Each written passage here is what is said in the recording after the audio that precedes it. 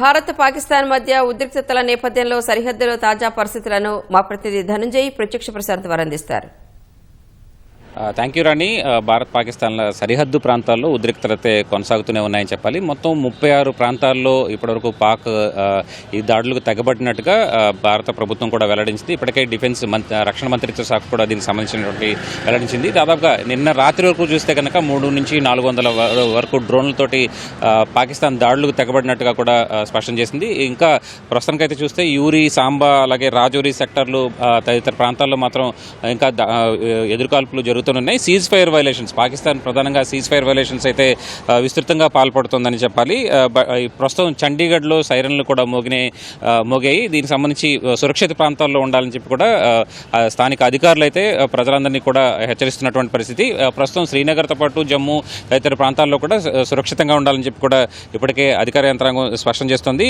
దాదాపుగా ఈ ఉద్రిక్తతల నేపథ్యంలో మొత్తం ఉత్తర పశ్చిమ సరిహద్దుల్లో ఉన్నటువంటి అన్ని చోట్ల నుంచి కూడా అన్ని ఎయిర్పోర్ట్లు మొత్తం 32 ఎయిర్పోర్ట్లు కూడా పూర్తిగా 15వ తేదీ వరకు కూడా సర్వీసులు నిలిపేస్తూ కూడా అలాగే షట్ డౌన్ చేస్తూ కూడా ప్రభుత్వం నిర్ణయం తీసుకుంది.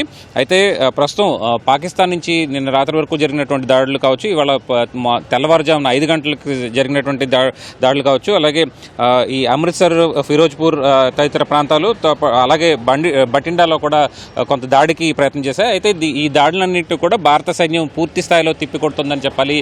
ప్రత్యేకించి దేశానికి చెందినటువంటి ఎయిర్ డిఫెన్స్ సిస్టమ్ పూర్తి స్థాయిలో వాటన్నింటినీ కూడా డ్రోన్ దాడులన్నింటినీ కూడా తిప్పికొడుతోంది.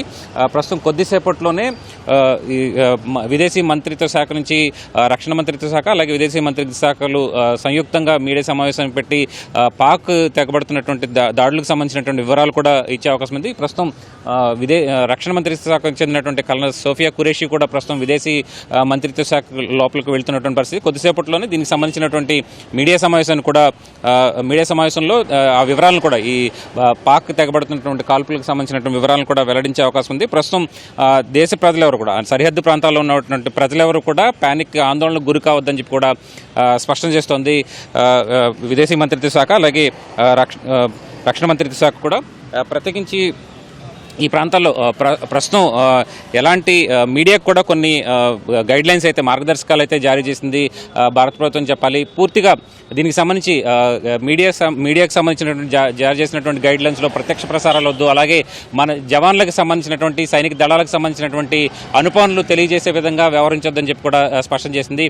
అలాగే ఈటీవీ కూడా దీనికి సంబంధించినటువంటి పూర్తి బాధ్యతాయుతమైనటువంటి రిపోర్టింగ్ చేస్తోంది. వాస్తవానికి ఎలాంటి ప్రత్యక్ష ప్రసారం కానీ అలాగే దానికి సంబంధించినటువంటి వివరాలు కానీ వెల్లడించే ప్రయత్నం ఈటీవీ చేయటం లేదు. అలాగే కేవలం అధికారికంగా సైనిక దళాలు ఇచ్చినటువంటి ఫుటేజ్ను మాత్రమే ఈటీవీ కూడా ప్రసారం చేస్తోంది. బాధ్యతాయుతమైనటువంటి రిపోర్టింగ్ని ఈటీవీ కూడా చేస్తోంది. అలాగే బాధ్యతాయుతంగానే ప్రవర్తిస్తున్నటువంటి పరిస్థితి.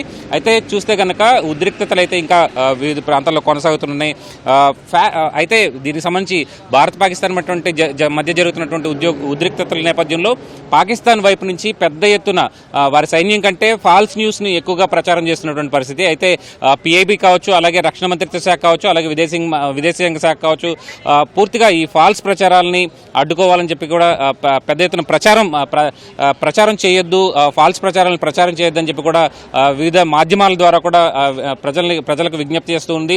అలాగే ఈ ఫేక్ ప్రచారాలన్నీ కూడా అమృత్సర్లో దాడి జరిగినట్టుగా, అలాగే చండీగఢ్లో వివిధ ప్రాంతాల్లో దాడులు జరిగినట్టుగా, దానికి సంబంధించినటువంటి ధ్వంసం చేసినట్టుగా కూడా పాకిస్తాన్కి చెందినటువంటి ఫేక్ మీడియా ప్రచారం అయితే పెద్ద ఎత్తున సాగుతుంది. ఈ ఫేక్ మీడియా ప్రచారాన్ని పూర్తిగా అడ్డుకోనేందుకు కూడా ప్రయత్నాలు అయితే కొనసాగుతున్నాయని చెప్పాలి.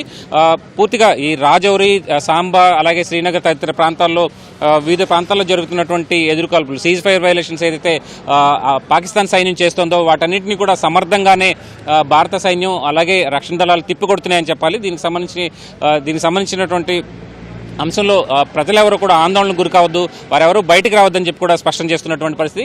అలాగే అయితే గడిచిన 3 రోజులుగా కూడా బాంబు దాడులు అలాగే వివిధ డ్రోన్లతో దాడులు జరుగుతున్న నేపథ్యంలో, అలాగే మన ఎయిర్ డిఫెన్స్ కూడా పటిష్టంగా వాటిని అడ్డుకుంటున్నటువంటి నేపథ్యంలో అక్కడ ఈ బాంబు పేలుళ్లకు సంబంధించి అంటే ఎదురుకాల్పులు, సరిహద్దు ప్రాంతాల్లో ఎదురుకాల్పులు, అలాగే వివిధ శతంగులతోటి పరస్పర దాడుల నేపథ్యంలో పూర్తిగా ఆ సౌండ్లకు మాత్రం పెద్ద ఎత్తున ఆందోళన వ్యక్తం అవుతుందని చెప్పాలి. ప్రస్తుతం శ్రీనగర్ ఎన్ఐటీలో ఉన్నటువంటి అక్కడ ఉన్నటువంటి విద్యార్థులంతా కూడా ఆందోళన వ్యక్తం చేసినటువంటి పరిస్థితి. కొద్దిసేపటి క్రితం ఈటీవీని కూడా వారు సంప్రదించారు. దాదాపుగా అక్కడ తెలుగు రాష్ట్రాలకు చెందినటువంటి ఒక 10 మంది విద్యార్థులు ఉన్నట్టుగా కూడా మనకి తెలియజేయడం జరిగింది. అయితే వారందరికీ సంబంధించినటువంటి సురక్షితమైన సమాచారాన్ని, అలాగే వారికి సంబంధించినటువంటి వారిని రక్షించేందుకు తీసుకోవాల్సిన సమాచారాన్ని కూడా ఏపీ భవన్ అధికారులు కూడా ఈటీవీ అందించింది. ఇప్పటికే దీనికి సంబంధించి ఎలాంటి ఆందోళనకు గురి కావద్దని చెప్పి కూడా రక్షణ శాఖ అలాగే విదేశాంగ శాఖ కూడా రాష్ట్ర ప్రజలకి సరిహద్దులో ఉన్న ప్రత్యేకించి సరిహద్దు ప్రాంతాల్లో ఉన్నటువంటి ప్రజలందరికీ కూడా విజ్ఞప్తి చేస్తుంది. ప్రస్తుతం కొద్దిసేపట్లోనే ఈ పాకిస్తాన్ తెగబడుతున్నటువంటి దాడులకు సంబంధించి, ఫేక్ ప్రచారాలకు సంబంధించి, అలాగే వివిధ ప్రాంతాల్లో వాళ్ళంతా కూడా ఈ దాడులను అడ్డుకునేందుకు వీలుగా భారత్ సమర్థంగా తిప్పికొడుతున్నటువంటి దాడులను అడ్డుకోవడానికి కూడా పాకిస్తాన్ వైపు నుంచి పౌర విమానాలను కూడా షీల్డ్గా వినియోగించుకుంటున్నటువంటి పరిస్థితి నెలకొందని చెప్పాలి. మొత్తం వీటన్నిటికీ సంబంధించినటువంటి వివరాలను అయితే కొద్దిసేపట్లోనే విదేశాంగ శాఖ అలాగే రక్షణ మంత్రిత్వ శాఖకు సంబంధించినటువంటి కల్నల్ సోఫియా అలాగే Omika Singh and wing commander Omika Singh కూడా వెల్లడించే అవకాశం ఉంది. అలాగే విదేశాంగ శాఖ నుంచి కార్యదర్శి విక్రమ్ మిస్త్రీ కూడా పూర్తి వివరాలు వెల్లడించే అవకాశం ఉంది. ఇది ఇప్పటివరకు ఉన్నటువంటి తాజా అప్డేట్. కెమెరా పర్సన్ భాస్కర్తో కలిసి ధనుంజయ్, ఈటీవీ న్యూస్, న్యూఢిల్లీ.